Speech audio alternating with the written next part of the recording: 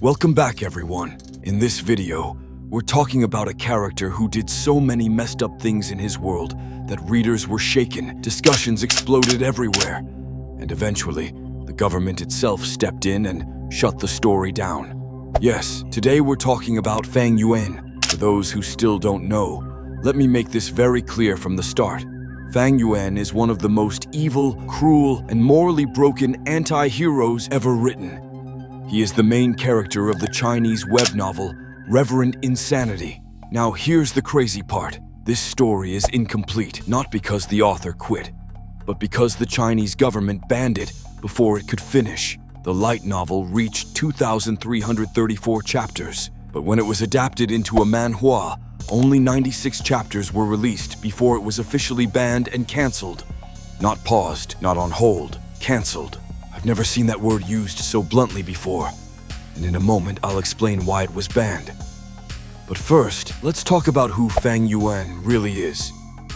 Originally, Fang Yuan was just a scholar on Earth, a normal human.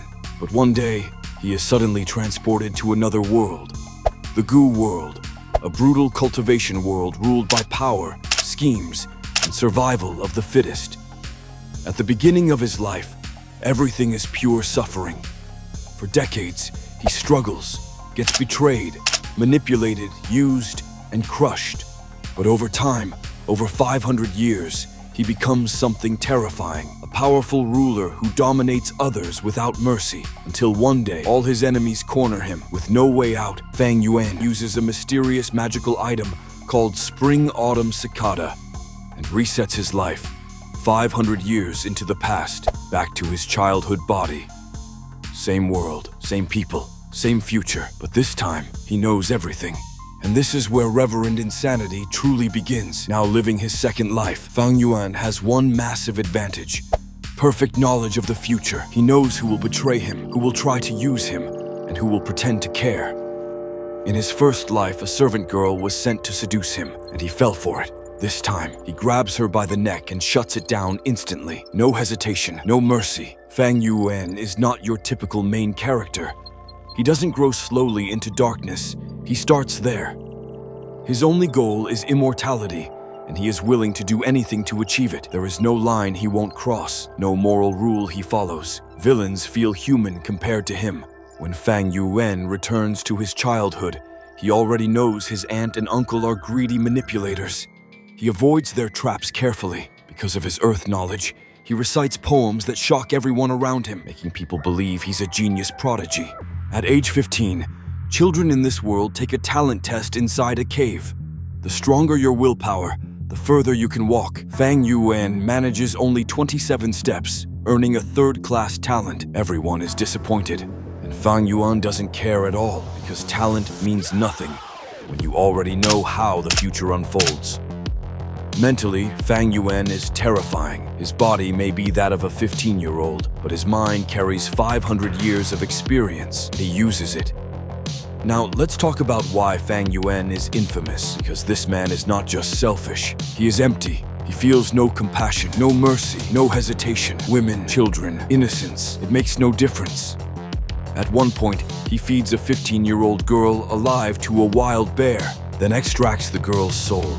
Not because he had to, because killing her directly would have been boring. Another time, he boils 5-year-old twins alive in a pot. He manipulates people so deeply that some of them end up committing suicide after he's done with them.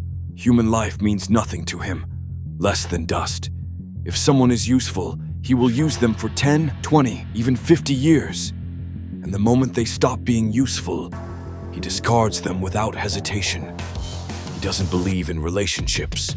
He doesn't believe in bonds. He doesn't believe in love. He even kills his future wife once she has served her purpose. And this is what separates Fang Yuan from other anti-heroes.